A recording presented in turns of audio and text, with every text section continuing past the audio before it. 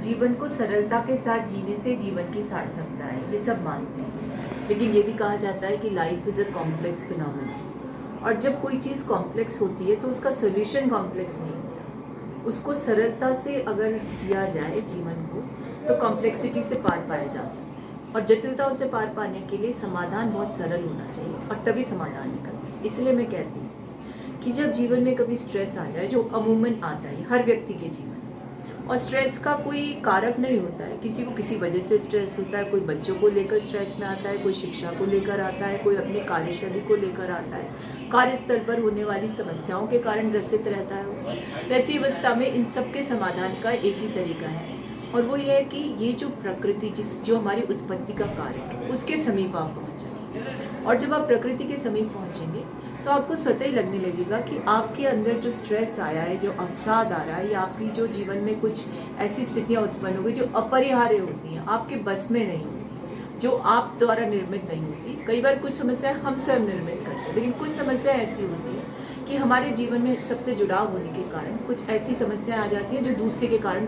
आप पर थोपी जाती हैं। अब उस समस्या से कैसे निकलना है? तो उससे निकलने का तरीका ये है कि आप अपने स्ट्रेस से मुक्त होने के लिए प्राकृतिक वातावरण में समाहित हो जाइए। और मैं इसलिए कहती हूँ कि आज आप मेरे पीछे देख रहे होंगे कैसा मौसम है, बारिश का मौसम है, फॉग ही फॉग है, यानी धुंध ही धुंध है। और उस धुंध के करीब जाकर के जब हम देखते हैं, पेड़ पौधों को अनुभव करते हैं, प्रकृति में लहरा रहे फूलों को देखते हैं, या फिर छटा के रूप में आसमान की तरफ देखते हैं, या आसपास के पहाड़ों को देखते हैं, उसी ग्रीनरी का जो रंग होता है वो अनोखा हो जाता है, वो सामान्य हरा रंग नहीं। जब प्रकृति स्वरूप बदल लेती है और मौसम के अनुरूप बदल लेती है, तो व्यक्ति को भी सीखना चाहिए कि उसे अपने जीवन में वो स्वरूप बदलते रहना चाहिए, जिससे उसे अवसाद होता है, स्ट्रेस में आ जाए।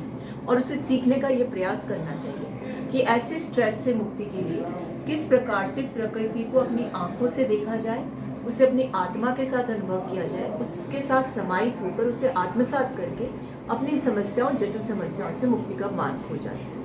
कहते हैं ना कि योग में बहुत बड़ी शक्ति होती है, कोई दोहराए नहीं। और कई ऐसी संस्थाएं हैं जो योग में पारंगत करने के साथ साथ आपको मेडिटेशन भी सिखाती हैं। लेकिन जब आप एकांत में रहना चाहें, प्रकृति के समीप रहेंगे, तो स्वतः ही आप मेडिटेट करने लगेंगे। आपके विचारों की जो एक सोच है वो परिवर्तित होगी, आपकी भंगिमाओं में परिवर्तन आने लगेगा। और जब आप स्ट्रेस फ्री होंगे तो आपकी समस्याओं का निदान का रास्ता स्वतः ही निकल जाएगा। तो जीवन की जटिलता से यदि मुक्ति पानी है, तो समय निकाल करके प्रकृति के